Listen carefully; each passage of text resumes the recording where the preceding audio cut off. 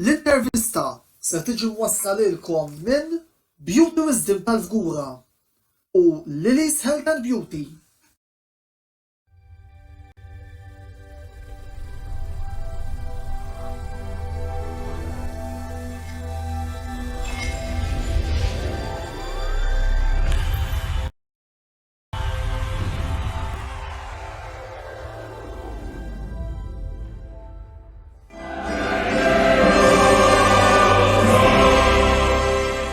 Antonello Belliselmilkom il-qalkom għal 15 l-episodju mistensiela l-intervista. Il-programm tal-lum serja taħarsa prinċipali lejn żewġ logħbiet mis-serja Taljana li ser jintlabu nhar il-ħadd li ġej u li żgur mhux forsi se jkunu qed jgħidu ħafna fuq l-andament tal-kampjonat dan l-istaġun. Dawn huma Atalanta Juventus li ser tintlab fil-Gewiss Stadium ta' Bergamo nhar il-ħadd 18 ta' April fit-tlieta u Napoli Inter logħba li ħadd tintlab fl-Istadio Diego Armando Maradona nhar il-ħadd 18 ta' April fid-9:15. Il-panel tal-lum ser tkun waħda ngħidu hekk, mhux tas-soltu. Qabel xejn ser ikollna lil Mark Xkembri, membru tal-istaff tan-netwerk ta' Antonello Sportsblog li huwa wkoll partitarju ta' Juventus. Barra minn hekk illum ser ikollna koppja li għandhom għall-qalbhom il-logħba tal-futbol imma li nhar il-ħadd ser jkunu qed iżommu ma' timijiet opposti il għaliex għandna lil Clint Cassar li huwa t-teżorir tan-Napoli Club Malta u l-mara tiegħu is-Segretarja Ġenerali tal-Inter Club Malta Ritalin Cassar Farrugia. Għalissa se nifqu għax naħseb diġà ħadtilkom raskom biżżejjed. Niftħu għaldaqstant id-dibattitu u naraw il-mistednin tal-lejla x'għandhom xi jgħidu fuq dawn iż-żewġ logħbiet importanti li ser ikollna mis-serja Taljana nhar il-ħadd li ġej. Ritalin, l-ewwel nett, grazzi tal-li aċċettajt l-istedina li tattendi f'dan il-programm. Tajjeb ngħidu wkoll li inti l-ewwel mara li ser tkun attendejt fuq panel tal-intervista u dan huwa prova li għan-netwerk ta' Antonello Sportsblog huwa miftuħ għal kulħadd. Insomma, biex niġu għall-punt. Inter il-ħadd li ġej ser iżuru ground li rebħu fih biss 18 mill-74 logħba li dawn labu ġewwa fih. Kemm taħseb li jekk in-nerazzurri jħorġu b'xi punti minn din l-sfida, dawn ser ikunu importanti għall-lan li Inter jirbħu l-kampjonat għall-ewwel darba f'11-il sena. L-ewwel ħaġa Antonello nsellem lilek u lit-telespettaturi tal-programm tiegħek, grazzi tal-istedina. Iva naqbel miegħek fuq il-logħba ta' nhar il-ħadd. Nhar il-ħadd l-Inter se jilagħbu fi ground diffiċli l-Istadio Diego Armando Maradona kontra tim b'saħħtu wkoll, tim li qiegħed jilgħab għar-raba' post, għandu bżonn il-punti żgur min-naħa tagħhom l-Inter ukoll għandhom bżonn il-punti għax ovvjament iridu jkomplu jissudaw il-post tagħhom f'ras il-klassifika se tkun logħba tosta miż-żewġ timijiet, it-tnejn li huma għandhom bżonn il-punti biex iżommu l-Inter iżommu ras il-klassifika u n-Napli jiġġieldu għar-raba' post, għalkemm hemm 11-il punt distakk fuq it-tieni post. Jiena nemmen li triqa da twila, l-Inter iridu jibqgħu iffukati, iżommu saqajhom mal-art u ma jillaxkawx għaliex min-naħa tagħhom. L-Inter huma obbligati li jibqgħu jżommu triq tar-reb. Milux kont fuq telefonata ma' Nicola Berti u l-istess ħaġa fil-fatt qal li l-Inter obbligati li jkomplu jirfu. Ġifieri se tkun logħba mis-silta miż-żewġ timijiet u se tkun logħba tajba jalla li r-riżultat min ikun l-aqwa jirbaħu. U hawnhekk nixtieq ukoll nieħu spunt żgħir il-fatt li l-bieraħ Nicola Berti għala żmienu għala 54 sena u minn hawnhekk buon kompleanno għal Nicola Berti dal-netwerk di Antonello Sportsblog. Clint, merħba fuq l-intervista għal Napoli din il-logħba importanti ħafna hekk kif l-Azzurri qed ifittxu rebħa biex min-naħa tagħhom iżommu l-post tal-Atalanta fil-ġlieda għar-raba' post. X'mentalità jrid jinżel biha t-tim ta' Gennaro Gattuso għal sfida li naħseb hija vitali għall-ambizzjonijiet Napolitani li s-sena d-dieħla jirritornaw fil-UEFA Champions League. Merħba lilek Antonello u nsellimlek minn hawn u grazzi tal-istedina tiegħek fuq il-programm. Ma rridx niftiem ħażin imma il-mentalità ta' kull partita mhux għax se tilab kontra l-Inter jew kontra l-Juventus, Crotone, Sampdoria u minnu. Il-mentalità tal-partita hija dejjem tkun waħda vinċenti. Kull plejer irid jinżel bil-mentalità ta' leadership fil-ground, jagħmel l-effort tiegħu u jagħti l-100% li jista' biex fl-aħħar mill-aħħar tiġi r-rebħa li hija obbligata miż-żewġ timijiet. Mark, qabel xejn, grazzi tal-li din id-darba flok se tkun qiegħed wara l-kwinti se tkun qiegħed fuq il-panel ta' dan il-programm. Juventus min-naħa l-oħra jridu jżuru Atalanta li kemm il-darba u rew li John Gavis mhux se tkun faċli għal ħadd. X'inhu huma n-nasess li l-Bianconeri jridu jevitaw f'logħba perikoluża bħalma din? Mela, l-ewwel ħaġa Antonello, nirringrazzjak li stidintni f'dan il-programm insellem l-segwaċi kollha ta' dan il-programm u għata onora li għalli wara ħafna snin meta kontu sem fil-programmi ta' radju miġdijt issa qiegħed hawnhekk. Niġu mal-punt tal-partita tal-ħadd. Il-nasess li l-Juventus irridu joqogħdu attenti minnhom il-ħadd huma diversi. Kemm fit-tim oppost u kemm internament. Issa ħan nispjega x'inhi d-differenza bejniethom. Fit-tim oppost kulħadd jaf li l-Atalanta l-aħħar snin taħt Gasperini m'għadhomx l-Atalanta li kienu ftit ta' snin ilu. Imma huma forza kemm ġol kampjonat Taljan u raw anka fil-kompetizzjoni Ewropea ta' Champions League. Issa, kulħadd jaf li Gasperini nexxilhom jaqdu tim illi anka minkejja tluq ta' Papu Gomez baqgħu insidjużi speċjalment fl-attak tagħhom u Zapata, Muriel kienu huma kollha players li ma tridx tafdhom li forsi hemm spunt żgħir mhux ħanejlek ta' pjaċir mhuwiex imma ħajkunu mingħajr Romero li huwa mislu fuq kuntratt ta' sentej mingħand il-Juventus lill-Atalanta li mhux ħajilab imma irridu joqogħdu b'sebgħinejn l-Atalanta għandhom ħafna players validi bħal Gosens li qed jiġini ġo moħħi bħalissa.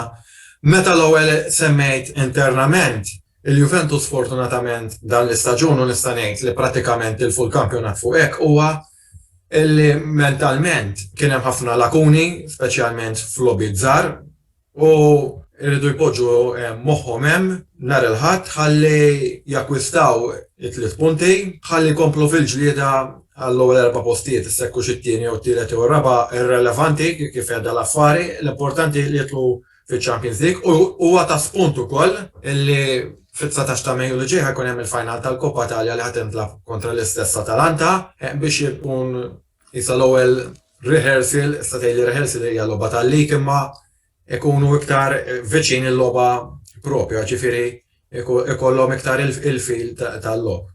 Minkejla dik il-logħba ħatkun fil-mapej, ma marriċ nisbija mis-suġġett nżommu fuq il-kampjonat għalissa. Inti semmejt Mark kuni mentali u xtaqt nieħu spunt ukoll fuq dak l-inċident li kien hemm nhar il-ħadd fejn allegatament Cristiano Ronaldo wara l-logħba mirbuħa kontra Genova tefa' l-flok tiegħu u qal lil wieħed mill-ball boys. L-element tan-nervożiżmu u dawn il-lakuni illi qed issemmi qed tara xi korrelazzjoni bejniethom? Ifimni, l-istaġun kien tlajja u nżul dis-sena u mhux ħanirreferi għal Ronaldo biss imma għal ħafna players. Issa, ħanibda billi nwieġeb l-ewwel mistoqsija. Fuq l-ixxu ta' Ronaldo u irid jagħti risposta lil klabb se jagħmel l-istaġun li ġej li baqalu l-aħħar sena kuntratt qabel finalment ikun żvinkolato. Jiddependi żgur minn ħafna fatturi, fis-sens irridu naraw il-pożizzjoni li fiha jispiċċaw il-Juventus, x'ħajġri teknikament mill-lat ta' coach, x'ħajġri mill-lat ta' merkato, jiġifieri hemm ħafna punti. Però Ronaldo huwa anke meta ġieli mhux meta kien mal-Juventus biss, imma anke meta kien ma' timijiet oħra, kien hemm il-mument li meta toħroġ xi logħba jew ma jiskurjax kulħadd nafu Ronaldo kemm juħsib id-dettall anke training ġie sar dal-għodu stess kont qed naqra l-bieraħ it-tnejn. Juventus ma trenjawx imma u kompla bi-training personalizzat tiegħu li ħajja lill-Arter u lill-McKennie biex jagħmlu l-istess bħalu. U allura bla ma trid ikun hemm ċertu rabja u kollox ma kollox. Ifimni, Ronaldo huwa bniedem mentalità rebbieħa u bħal kull Juventin ħajħossa li ħajkun l-ewwel staġun wara ħafna li ħajkun bla trofew prinċipali ħanejt hekk għax Super Cup ġiet u għandu ċans li jirbaħ il-Koppa Italja li ma tazzadu marra baħqat mal-Juventus. Rigward il-lakuni tal-Juventus, jiena ma nħux in konsiderazzjoni dan l-istaġun biss, imma wkoll immur naqra lura sena u nofs sentejlu. L-onet il-Juventus ġejjin minn żmien li rebħu il-lig u naħseb bla ma trid xi ftit jowis il-plejers laxkaw. Però ma nemmenx li dik hija l-veru problema, nemmen li l-veru problema qiegħda li t-tim naqsu l-età fih, sfortunatament f'nofs il-ground m'hemmx dik il-kwalità li assoċjata ma' Juventus, ċertu plejers speċjalment Rabiot u Ramsey ma kinux effettivi daqskemm il-Juventus stennew. Jiġifieri da kollox ma kollox, ħaġa tiġi katina mal-oħra. U kif jgħid il-Malti meta tiġi mbagħad tifħilha. Mbagħad sfortunatament anke eżempju kien hemm dak l-inċident ta' McKennie Arter u Dybala li ħolqu problema li kienet inutli li forsi li kieku labu mat-Torino forsi setgħu xi ħadd minnhom kien ikun inċisiv fuq ir-riżultat għalhekk kien hemm iċ-Champions League xi ħaġa li sfortunatament għal darb'oħra reġgħet irrepetit ruħha komplet kif jgħid il-Malti titfa' n-nar fil-ħatab u mbagħad bdiet il-pressure kollox ma kollox fuq il-coach għax huwa t-tmunier tat-tim. Ħalli inkomplu tkellmu fuq din l-ġlieda għar-raba post. U d-darba nixtieq nistaqsi, ħanibda bik Clint. Il-perċentwal li qed tagħti lil Napoli illi jidħlu fil-kompetizzjoni li ġejja. Kif tispiċċa inti Clint nixtieq nisma' minn Mark u anke nixtieq nisma' lil Ritalin li għal darba l-Inter qegħdin barra mill-ġlieda Champions League forsi nħodu naqra l-opinjoni tagħha from the outside fuq min taħseb li se jidħlu eventwalment it-300. Imma l-ewwel ejja ħalli nħallu l-kontendenti jgħidu tagħhom. Fil-bidu tal-istaġun kieku kont tistaqsini fejn kienu se jiġu Napoli fl-aħħar tal-istaġun. Kont ngħidlek li għandna tim li nistgħu niġu t-tielet post. U din għadni nemmina li nistgħu niġu t-tielet post. L-istaġun kif żvolġa bħala COVID, bħala injuries, qisu it-tim żvija daqsxejn. Però issa li nafu li tista' tgħid kważi reġa' ritorna l-full team. Jiena ngħid li hemm 85% ċans li niġu mal-ewwel erbiva. Il-percentaġġ tal-Juventus jiena narah li huwa għoli. Il-Juventus jiddependi minnhom infushom. Jiena nemmen illi players bi players huma aħjar rajt hawn kollegi u bħal Clint illi naf li jżomm man-Napoli. Imma bħala players individwali il-talent hemmiet issa jiddependi minnhom infushom kemm ħajjilagħbu għar-riżultat. Jiena jekk tgħidli percentaġġ ngħidlek illi 70% qegħdin hemm tgħidli għalfejn semmejt 70% għax baqa' ċertu lob bħal huma lob mal-Milan, lob mal-Inter. Okay, l-Inter jista' jkun issa dakinhar ikunu champions li huma lobiet ma' timijiet kbar u li nemmen li Juventus se jqumu żgur għall-okkażjoni. Biss baqa' lob, speċjalment bħal ta' nhar il-ħadd hija logħba perikoluża immens. U baqa' lob ieħor li jkunu ma' timijiet ta' nofs klassifika li l-konċentrazzjoni dik li tbeżżani ma nafx kunx 100% għalkemm issa ħadd m'għandu skuża li hemm logħba darba fil-ġimgħa aqta il-ġimgħa d-dieħla li hemm it-turno infrasettimanali mal-Parma ġifieri. Dika taffetwa lil kulħadd. Jiena naqgħed ċansijiet hemm narob. Però nammetti li mill-bidu anke mill-darba tkellimt ma' sħabi Juventini, speċjalment minn wara 22 ta' Diċembru li għadda tgħidu li dik x'inhi 22 ta' Diċembru hija d-data li Juventus tilfu home titab xejn mal-Fiorentina. U Napoli rebħu dak l-appell fil-qrati sabiex il-logħba terġa' tintlaf fil-ground mhux riżultat fuq il-mejda. Ħa interrompik ftit, għax issa qabad spunt li ħandaħħal naqra l-tnejn li intom f'konfront. Kienet ir-reazzjoni jekk taħsbux li sar sew, ma sarx sew, u hawnhekk sew ukoll se nallaċċa il-postponiment Inter Sassuolo, jiena naħseb li din kienet taħwida l-Taljana dis-sena l-mod kif issetjaw min għandu l-aħħar sej fuq ix.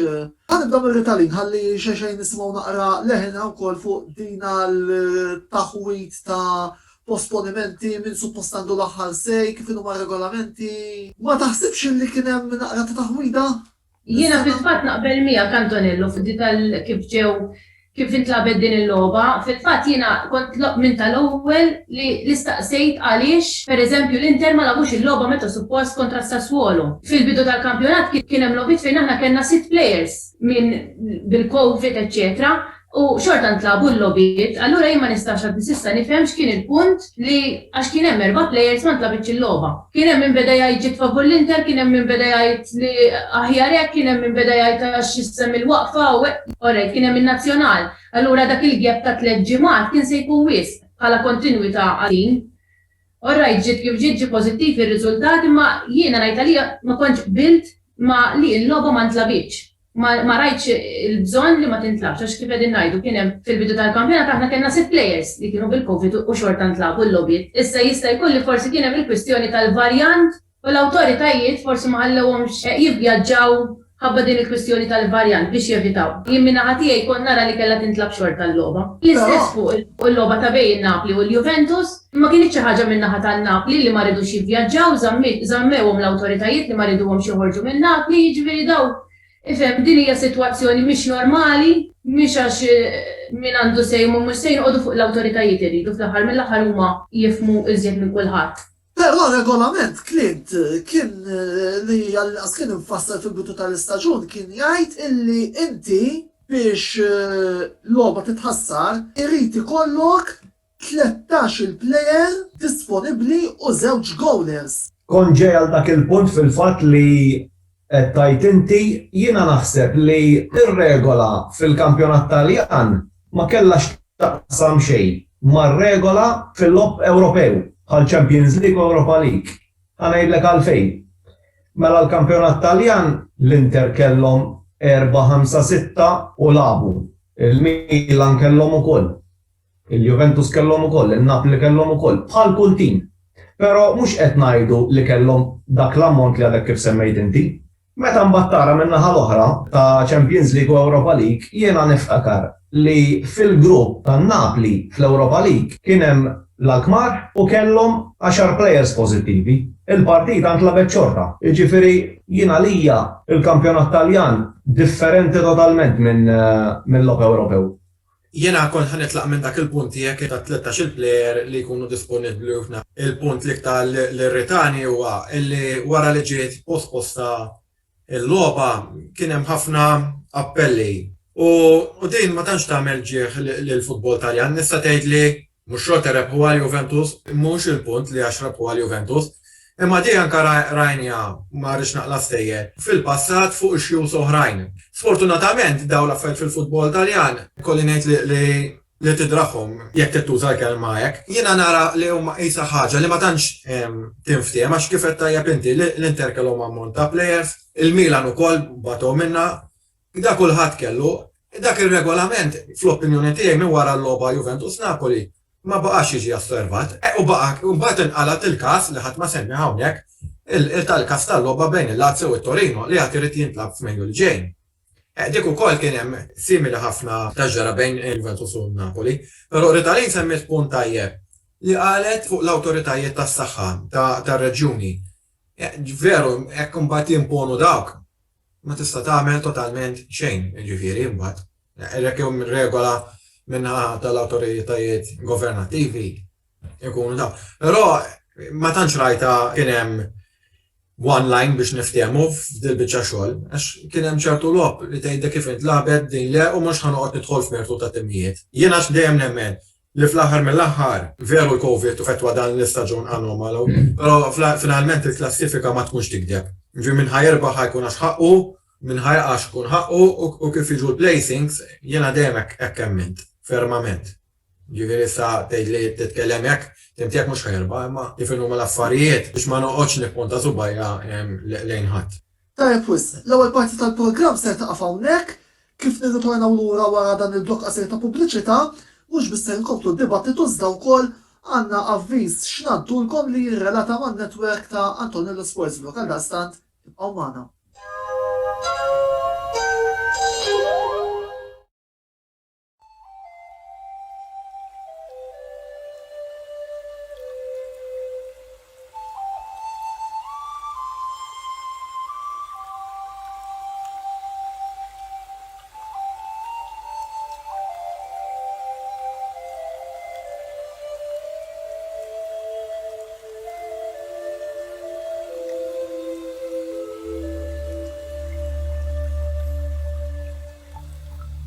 Beauty Wisdom tal-Fgura għall-aħjar prodotti u servizzi ta' sbuħija.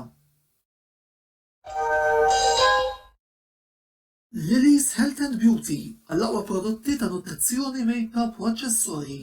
Żuru l-paġna ta' Lily's Health and Beauty fuq Facebook għal iżjed informazzjoni.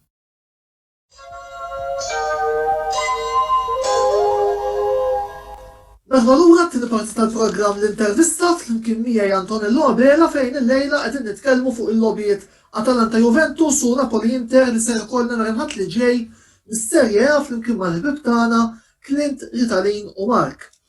Rigwardan tal-aħħar nixtieq li bi pjaċir inħabbar li Mark Xkembri ftit tal-ġranet ilu ġie appuntat bħala viċi editur ta' netwerk ta' Antonello Sports Blog fil-proċess ta' tibdil li beda jsir biex dan in-netwerk jibqa' jagħti servizz aħjar lil pubbliku sportiv lokali kif ukoll inżommu l-livell għoli li f'dawn l-aħħar xhur qegħdin nagħtu speċjalment bit-tneddija tal-programm l-intervista. Mark, għaldaqstant uffiċjalment merħba fit-tim ta' Antonello Sports Blog, grazzi tal-li aċċettajt l-istedina li għamiltlek ukoll biex tingħaqad fil-bord editorjali. Ma nafx għandek xi kummenti fil-qosor fuq dan l-appuntament li wkoll tixtieq tgħaddi lis-segwaċi tagħna. Le, l-għonet ningrazzja lilek tal-fiduċja tiegħek fija.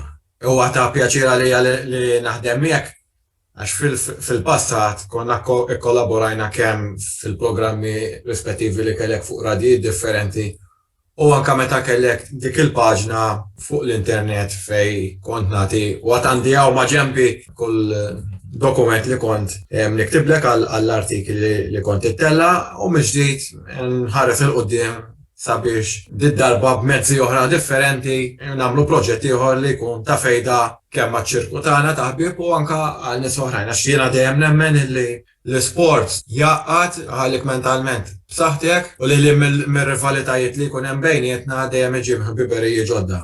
Finalment ukoll nixtieq li nirringrazzja l-sponsors tagħna li r-riklami tagħhom rajtu f'tarf l-ewwel parti tal-programm u nħeġġukom biex tużaw is-servizzi tagħhom għaliex ukoll indirettament tkunu qegħdin tgħinu lilna. Biss ejja ħammorru għad-diskussjoni u ħanibda bi Ritalin nerġa' id-darba. Waħda mill-akkużi li dan l-aħħar qed jiġu puntati fuq l-Inter minkejja li qegħdin jiġu rebħiet hija rigward il-logħob muri mill-tim ta' Antonio Conte li mhux qed ikun xi wieħed sabiħ. Kemm taħseb li dawn l-insinwazzjonijiet huma ġusti fid-dawl tal-kampjonat illi l-Inter qed jagħmlu speċjalment minn Jannar il-qudiem? Jiena ma naqbilx assolutament ma' min jgħidlek. Jiena ngħid ħaġa. Aħna futbol qegħdin naraw. Fil-bidu tal-partita żewġ timijiet ikollhom punt f'idejhom, issa ovvjament li jottu li tiskorja. Mela jekk inti skorjajt, ovvjament trid tiddefendi dak il-ballun li inti skorjajt. Il-futbol jintlab bil-moħħ li jkollu objettiv fil-bidu tal-istaġun, kull logħba fiha l-istorja tagħha u dik kull logħba tagħmel parti mill-kumplament tal-istaġun. Issa jiena nemmen li la darba qegħdin naraw logħba futbol it-tlet punti jgħoddu, mhux l-ispettaklu, maħniex naraw kunċert, dak qed ispettaklu żgur. Aħħar mill-aħħar jgħoddu 3 punti, il-futbol wara kollox jintlab bil-moħħ skont l-objettiv, sa dil-ġimgħa stess Di Biagio għadu kif qal l-istess ħaġa jitħaq meta jara xi ħadd jew jisma' xi ħadd li jgħid din il-ħaġa. Niftakru wkoll li anke meta l-Inter rebħu kollox, ma nsemmu xejn, għadhom s'issa jiġu kritikati ħafna fuq dik il-logħba ta' kontra il-Barcellona. X'kien l-objettiv tal-Inter? Kellhom ir-riżultat ta' 3-1 f'idejhom, imma huma riedu jgħaddu għall-finali. L-għan prinċipali tagħhom kien li jiddefendu ir-riżultat. Fl-aħħar mill-aħħar 3 punti li jgħoddu, il-klassifika qed tagħti raġun lil Conte, jiġifieri fl-aħħar mill-aħħar. La darba jgħoddu 3 punti jiena ma naqbel xejn assolutament ma' min jikkritika lil Conte. Fil-bidu tal-istaġun kulħadd jaf kif kont naħsibha jien, kont ftit ċettika dwar Conte. Ovvjament ma' żmien ma kelli l-ebda dubju bħala livell ta' coach, jiġifieri bħala u personali x'kien ħajati għall-Inter. Qabel ma ġimgħa l-Inter kien qal jien professjonist ma minħammur ħanati il-100% tiegħi, verament qed juri dawn l-affarijiet, jiġifieri jien ma maqdar xejn mill-logħbiet ta' Conte, il-punti qegħdin jaslu ifhem ovvjament tista' kull logħba fiha l-istorja tagħha. Però naqbel li jekk inti għandek ir-riżultat f'idejk, ovvjament ma jifdal xejn ħlief li tiddefendi r-riżultat għax fl-aħħar mill-aħħar 3 punti jgħoddu. Jiena fil-fatt qed jiġi eżempju ieħor ta' tim li rebaħ kollox u prinċipalment kien jirbaħ b'riżultati ta' wieħed xej il-Milan ta' Fabio Capello fil-bidu ta' snin design illi kemm il-darba rajnihom jirbħu kampjonati bl-iskor ta' wieħed xej u fil-fatt il-kampjonat Taljan ukoll storikament dejjem jintrebaħ minn dak it-tim illi kollu l-aħjar difiża. Din hija prova illi effettivament l-importanti li tirbaħ u għaxan bat għanna coaches li jilabu futbol sabiħ, qed jiġini frasi, coach li anki Clinton tkun ukoll l-esperjenza tiegħu Zdenek Zeman illi jilab futbol sabiħ imma r-riżultati huma skarsi. Jiġifieri il-mantra tal-importanti è vincere hija dejjem hemmhekk anke wkoll bħalma ngħid jiena fil-video stat mill-lob illi intella b'mod regolari biss lura dan il-programm. Ħammur għal-punt li qajjem Mark fl-ewwel parti tiegħu il-coaches Gennaro Gattuso ta' Napoli u Andrea Pirlo ta' Juventus. Żewġ coaches li għandhom passat komuni u rebbieħ ma' Milan kif ukoll ma' tim nazzjonali Taljan, iżda għandhom futur inċerta kif il-pożizzjoni tagħhom bħala coach Gattuso Napoli u Pirlo għal Juventus Adam Dentla. Kif tiġġudikaw il-futur rispettiv tal-coach in kustjoni ma' tim favorit tagħkom? Clint, nibda bik u mbagħad nisma' minn Mark. Żgur mhux forsi min-naħa ta' soċjetà l-objettiv prinċipali dan l-istaġun kien ir-ritorn fiċ-Champions League wara l-istaġun li kellna nofsu Ancelotti u nofsu ma' Gattuso li spiċċajna fis-seba' post. Naħseb li dak kien l-objettiv. Issa min-naħa tiegħi li nista' ngħidu jekk Gattuso jilħaq l-objettiv, jiena għalija Gattuso għandu jibqa' man Napoli. Issa kif qed naraw dal-aħħar ir-rapport bejn De Laurentiis u bejn Gattuso ma tantx jidher wieħed tajjeb, sa frattant in-Napoli ilhom xarej sħaħ silenzjo stampa jekk wieħed innota. Naħseb jiena jintlaħaq u ma jintlaħaqx l-objettiv l-avventura ta' Gattuso ma' Napoli se tieqaf f'Ġunju li ġej. U fost il-coaches li qed jissemmew diversi coaches, anki ritorni fosthom Benitez, Sarri, f'każ li jitla' qed naraw dak il-marki berra għajnej xi reazzjoni fuq Sarri. Jiena nimmaġina jerġa' jmur ta' man Napoli u naħseb jiena fermament nemmen li kif jaħsibha Clint li relazzjoni skarsa ta' bejn De Laurentiis u Gattuso se twassal biex imur pass lura u se lura l-Sarri. Sarri apparentament kellu ċans imur mal-Fiorentina rifjutaħ, fimni, qiegħed komdu għandu l-paga diħla minn il-Juventus. Però l-Juventus minkejja kollox rebaħkom il-lik. Rebaħ il-lik imma jiena jekk titnal immuna appunt lura ma kif dejt inti t-tieni parti tal-programm. Ħafna Juventini kienu jikkritikaw il-Allegri għax ma kienx juri lob sabiħ, imma sa frattant il-Leagues ġew, vera forsi l-oppożizzjoni li kien hemm għal-Juventus ma kienx b'saħħitha u kombattuta kif inhu l-kampjonat illum, però Leagues ġew u saħansitra anke telgħu Georges Finals ta' Champions League lil fuq. Jiena nemmen l-iżbal tal-Juventus beda hawnhekk li sabiħ il-futbol sabiħ tneħħa Allegri. Meta t-tim għalkemm għenedu wkoll illi l-aħħar sena ta' Allegri wkoll kien beda jitlef xi ftit id-dressing room. Issa, taħt Sarri il-Juventus rebħu, però nemmen li il-Juventus ġabu Sarri biex jagħmlu dik il-qabża ta' futbol sabiħ. Li l-futbol kif qalet Ritalin ma jintlabx fuq iż-żbuħija, jintlab bil-moħħ, ovvjament bil-fizika, biex tilħaq l-oġġettiv ta' rebħ. Sfortunatament, il-Juventus irrepetuha wara 30 sena, għalkemm jiena dak iż-żmien kont żgħir ħafna ma niftakarix meta neħħu il-Dino Zoff. Qabel ma morru fuq il-Juventus, però ħallini nagħlqu id-diskors Napoli ma' Clint.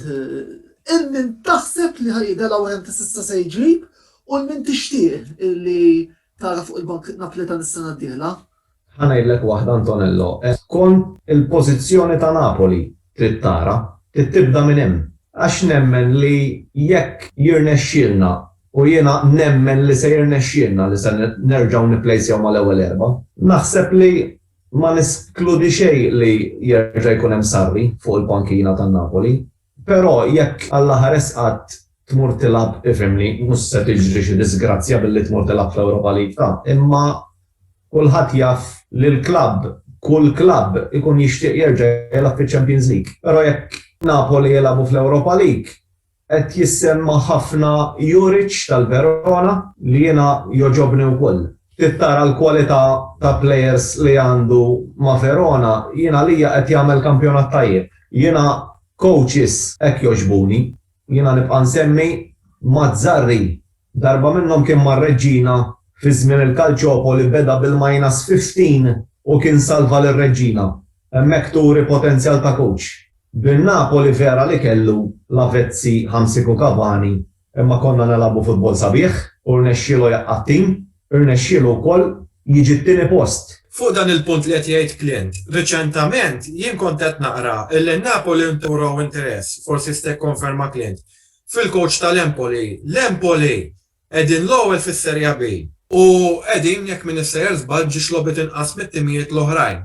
Għad għandu 41 sena, onestament insejt x'ismu u qed juri ħafna lob sabiħ. Dionisi. Ejwa daku, għad għandu 41. Fakkarni ħafna fi żmien li meta Sarri kien mal-Empoli u ma nħodix bi kbira li kif qed jgħid Clint in-Napoli jmorru għal xi tip ta' coach hekk. Sinċerament xorta ma nixtieqx. Mhux tiġġed esperjenza. Eżatt, l-għonet għandek id-differenza bejn is-Serja B u s-Serja A diġà ġifieri. Juric ukoll minn xejn beda, fis-sens u jiena naraħ coach tajjeb ħafna. Inta nistemmit ukoll il-Paolo Fonseca ta' Roma li ukoll qiegħed imdedda l-bidja kollox. Qed jissemma wkoll. Kif qed jgħid Mark qed isemmi l-Dionisi, jiena ma nixtieqx li nara lilu għax esperjenza ta' Serja A m'hemmx. Tgħid li Sarri x'esperjenza kellu. Sarri veru, kull ma kien staġun minn għalija ma' Empoli. Eżatt. 14-15. Però De Laurentiis tefa' għajneħ fuq Sarri niftakar kien hemm il-partita bejn Empoli Napoli fis-Serja ta' żmien Benitez u kienu tawna erba' niftakar. Kienet ġiet 4-2. Minn hemm jiġifieri naħseb li beda l-interess ta' Sarri. U huwa supporter Napolitanu. Mark, fil-qosor minn naħa tiegħek x'taħseb fuq Pirlo? Ara. Għax le Allegri. Mela, jiena ħana nagħmel l-istess punt li qal Clint. Jiddependi ħafna il-pożizzjoni fejn jispiċċaw l-Juventus. Jekk jispiċċaw mal-ewwel erba', jiena naħseb li Agnelli ma jneħħiex u ma jneħħiex għal ġiex raġunijiet. Waħda għax kien u li jażlu u ma jridx jidher dajjef li jagħmel żball biex itih it-tieni ċans. U t-tieni ħaġa jinfluwenza ħafna wkoll l-impatt ekonomiku. Niftakru l-Juventus għal kull tim ieħor imma l-Juventus iktar minn timijiet oħra għandhom il-ground tagħhom u ma nafx kemm jaffordjaw li neħu coach ieħor li jkun fuq il-kotba tagħhom veru għandu paga ta' 1,800,000 fl-istaġun, differenti minn kif kien Sarri mal-Juventus. Jiena nemmen li jekk jispiċċaw mal-ewwel erba' jerġgħu jtuħ ċans, speċjalment fil-politika li qabdu l-Juventus li t-tim ikun iktar żagħżugħ. Biss kollox jista' jiġri, hemm ħafna jdud illi biss qed jiltaqgħu Allegri u Agnelli li huma ħbieb kbar, mhux ta' min jinjora il-fatt illi Zidane dal-aħħar tarraf xi kliem li ju jerġa' jirritorna ġol Italja u jekk jirritorna ġol Italja ma nimmaġina kien ħlif mal-Juventus, però issa jekk inti ħatgħid li x'tixtieq inti mill-klabb jien bħala supporter jiena mill-ewwel jum li l-Juventus kellhom dak l-inċident ma' Conte li qabad u telaq fil-pre-season, jien kontet Allegri u ħafna ħadwa kontrija kien ġej mill-ambjent tal-Milan u l-Juventus konna nafu dak iż-żmien x'rivalità kellhom mal-Milan fuq il-goal non goal ta' Montari u li kien għal xi kliem, però dan kont nemmen u żmien imbagħad tani raġun li Allegri kien se jfittja mal-Juventus. Jiena fermament nixtieq lilu. Inkella persuna li jiena bħala supporter grat ħafna leh li kien magħna fi żmien diffiċli ħafna li huwa Deschamps. Imma ma nimmaġinax li Deschamps jista' jiġi issa meta fi żmien sena ħajkun hemm il-World Cup u jrid imexxi lil Franza. Jista' jkun li qed jingħad ukoll għax bħalissa tisma' ħafna affarijiet li Zidane imur ma' Franza u Deschamps jimmuvja mal-Juventus, bħalissa tisma' ħafna. Kien hemm waħda li tbissimt li l-Juventus jgħajtu l-ura sarri. L-żgur mhux ħajamlu għax fuq il-kotba tagħhom. U jiena ma nimmaġinax. Żgur, imma tant tibda tisma' affarijiet. Jiena naħseb li l-Juventus jekk jispiċċaw top 4 u jirbħu l-Koppa Italja jerġgħu jagħtu ċans lil Pirlo. Mela, immorru issa għad-domanda li jmiss. Klintun Italin, qed naraw kopja ormai li nafkom żmien twil f'Oldiri, però irkinar on match day, kif tkun l-atmosfera fil-familja Kassar? Italin, ħansu minn għandek għax qed tarak naqa' kwita. Nifimni, jina minna ħatijaj id-deni jibda minn kmini, mux minn kmini fil-ħodu, ta' minn kmini matul il-ġimajt. Il-battuti jkunu jilom li bdew. Sissa edha brava. Sissa minħabba il-ċirkostanzi. Is-soltu naraw jien il-klab tijaj u il-klab tijaw ovvjament. Ma naraw il-flimkien, imma minħabba ċirkostanzi kif edin, nikonna noqodu fuq l-istess sofan. Niprofa noqgħod kwita kemm nistgħu. U naraw il-logħba flimkien. Imma ovvjament jistenna xi naqra battuti minn għandi għax ma nafx noqgħod kwita jien. Klint. Jiena fimni kif qalet Ritalin l-istess. Però jiena bnidem li ma tantx nuri, jiena l-karattru tiegħi dakun. Però fl-aħħar mill-aħħar ifimni jekk it-tim ikun qed jelab tajjeb, nippretendi dik xi ħaġa, però jekk it-tim ikun qed jelab ħażin, naċċetta kollox imbagħad. Jiena minna ħatijaj Braspar għamiltlu fuq on the match day ta' jiġifieri u anka l-klab jiġbaw jabżawni għala qod kwieta, għala m'hemmx Braspar illa għamilt ħafna jiġifieri. Xejn ġdid. Qabel ma nitkellmu fuq il-supporter clubs li insertajtutni qed tirrappreżentaw. Mark, kumment fil-qosor fuq l-Atalanta illi naħseb issa nistgħu nqisu bħala realtà tal-futbol Taljan, anke forsi wkoll trid intervjenu il-żewġ membri oħra għandna fuq il-panel. X'taħseb li jonqoshom biex dawn finalment jidħlu fiċ-ċirku ta' rebbieħa? Jiena nemmen li jekk jirbħu l-unur tal-Koppa Italja jkun it-tieni darba fl-istorja tagħhom għax kien rebħu fil-60s u jekk min issersba kien l-uniku tim mis-Serja B li kien rebaħ Koppa Italja. Għandek żball.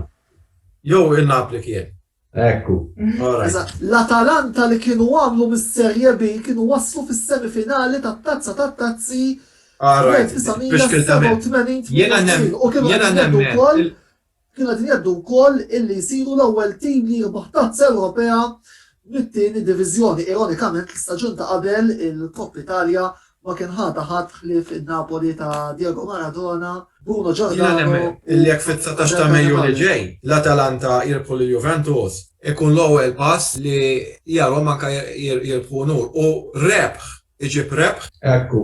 U bil-flus, speċjalment jekk jerġgħu jidħlu din is-sena fiċ-Champions League, issa rajt il-President tagħhom Perkassi mhux ħajġiblek xi plejers bħal Ronaldo hekk, imma jekk iġiblek dawk it-tip ta' plejers bħal huwa Marinovski li ssetja ħafna magħhom u bħal Zapata li nafu x'differenza qed jagħmel jew Gosens li hemm majdud kbir li jista' jispiċċa mal-Juventus biex jieħu post Aleksandro. Hekk jisibu dawk it-tip ta' plejers u jkomplu jistudaw il-bażi finanzjarja. Ma ninsewx l-Atalanta qegħdin jirranġaw anke l-ground. Jien kelli ċans li mmur nara Atalanta Juve ftit ta' snin ilu minn dak iż-żmien law nerġgħu qed ibidlu stand jekk min issejjer kull staġun jiġri daw ħajkber anke l-introjtu tagħhom, jiġifieri. U dawk huma affarijiet illi jibdew juru illi meta inti kollok sena wara sena it-timijiet hemm fuq mhijiex sorpriża, forsi għall-ewwel sena li meta l-Atalanta daħlu fiċ-Champions League qedna sorpriża kbira kif kienu għamlu s-Sampdoria fil-bidu meta kien hemm Marotta insejt eżatt is-sena ma mbagħad sfortunatament is-sena ta' wara kienu waqgħu, però l-Atalanta ma kienx il-każ u hemmhekk nemmen illi tarġa' li qegħdin hemm. Li jirbħu l-kampjonat hija naqgħod diffiċli għax inti għandek il-ġganti ta' Milan u ta' Turin mhuwiex faċli teħdilhom ir-renju. Imma qatt ma tista' tgħid l-affarijiet kif se jiżvolġu. Mela, nixtieq nieħu wkoll ftit mumenti issa biex insellem lill-President u l-Kumitat tal-Interclub Malta li llum huma rrappreżentati mis-Segretarja Ġenerali f'dan il-programm. Forsi veru l-sfortunatament il-pandemija waqfet minna l-membri mill-li niltaqgħu fil-kwartieri ġenerali tal-klabs rispettivi tagħna, qed nirreferu wkoll għat-tliet klabs l huma rappreżentati. Biżgur mhux forsi il-ħidma tal-kumitati f'dan iż-żmien diffiċli waqgħet għaddejja. Ritalin u Clint, x'inhuma l-aħħar aħbarijiet li nistgħu ttuna mill-klabb rispettiv tagħkom? Iva, fil-fatt hija f'seta qalba lilna li bħalissa ma nistgħux niltaqgħu ġewwa l-klabb tagħna, speċjalment f'dan il-mument li għaddejjin minnu. Sfortunatament ma ħniex ngħixu ħajja normali u bekk ovvjament minħabba restrizzjonijiet il-klabb kull klabb ieħor mhuwiex qed jiftaħ il-logħbiet. Iżda il-ħidma tal-kumitat baqgħet tissokta u bħalissa fil-fatt fi ftit jiem oħra għad iridu joħorġu set ta' 3 badges ġodda bl-arma l-ġdida esklusivament mill-Interclub Malta. Tajjeb li niġbed l-attenzjoni wkoll dwar l-għamla tagħhom li huma l-ewwel set fiċ-ċirkolazzjoni fostna, jiġifieri bħala set ta' badges totalment huwa ġdid għax huwa fuq l-arma l-ġdida. Għal aktar tarif wieħed għandu jagħmel kuntatt fuq il-paġna ta' Facebook tal-Interclub Malta biex min ikun interessat jista' jkellem jew xi ħadd tal-kumitat fuqha direttament jew jikseb aktar informazzjoni minn hemmhekk. S'issa qegħdin naħdmu jiġifieri sewwa sew fuq il-badges. Min-naħa ta' Napoli Club naqbel ma' Ritalin jiena ngħid għalija dak is-satej tal-partita kienu jkunu żbok għalija kif ukoll bħal kull membru tal-kumitat ieħu 4 drinks fl-imkien hija xi ħaġa sabiħa tiltaqgħu wara ġimgħa xogħol. Il-kumitat xorta baqa' jaħdem mhux fiżikament ovvja bħala niltaqgħu laqgħat online kif ukoll kuntatt kuljum fuq WhatsApp. Jalla dan iż-żmien diffiċli fittex jgħaddi malajr għax irridu nafsu l-gass għax is-sena d-dieħla se niċċelebraw l-eluq 30 sena mill-klabb tagħna. U minn hawnhekk ukoll nixtieq nawguralkom jekk hawn xi partitarji ta' Napoli li jridu jnaqdu magħkom, fejn l-aħjar li jikkuntattjawkom? napoliclubmalta.com website. Mela l-aħħar domanda li naħseb li hija domanda obbligatorja nixtieq nieħu previżjoni mit-3 membri tal-panel fuq kif taħsbu li ser tispiċċa l-logħba rispettiva tagħkom nhar il-ħadd li ġej. Mark, Atalanta Juventus, Clint Ritalin, Napoli Inter. Ħanibda bik, Mark. Nixtieq ngħidlek li Juventus ħelpu 2-1 imma naħseb iċ-ċans ta' xi draw ta' 2-2 iktar ikun naħseb probabbli kif qed nara l-andament tat-tim bħalissa. Dik hija l-opinjoni tiegħi. Clint Ritalin, Clint tibdinta xi napliħom. Ifhimni, nixtieq rebħa, ovvja. Inkun qed nikdeb kif ngħidlek. Għal kulħadd hux. Ifhimni, kull logħba fiha storja, issa kif tiżvolġi l-logħba. Jiena nemmen li jekk nhar il-ħadd Napoli morru fil-vantaġġ, naħseb li jibqgħu iżommuh il-vantaġġ. Jekk tkun bil-kontra, naħseb li l-iktar naslu sad-draw. Għax il-logħba ta' Conte nafuha issa. Ritalin.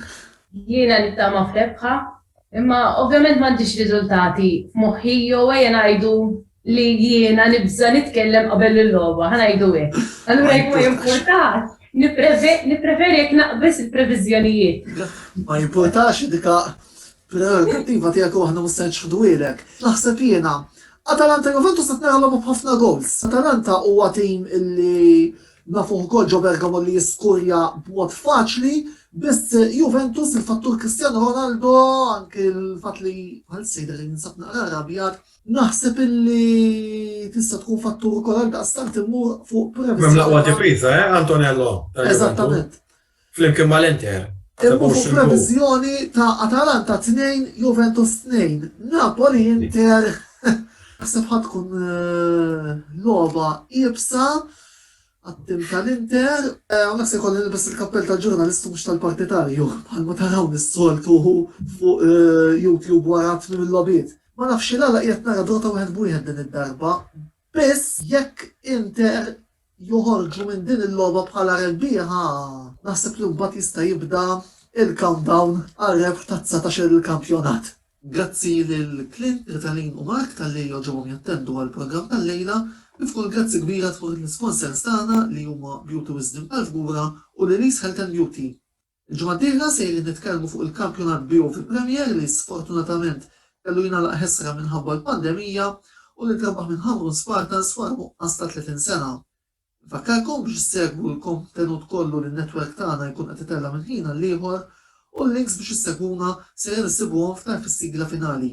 Sakemm nerġgħu niltaqgħu, Antonello Billa jsellmilkom u jagħtikom appuntament għal programm l-intervista tal-ġimgħa d-dieħla. Ħudu ħsieb.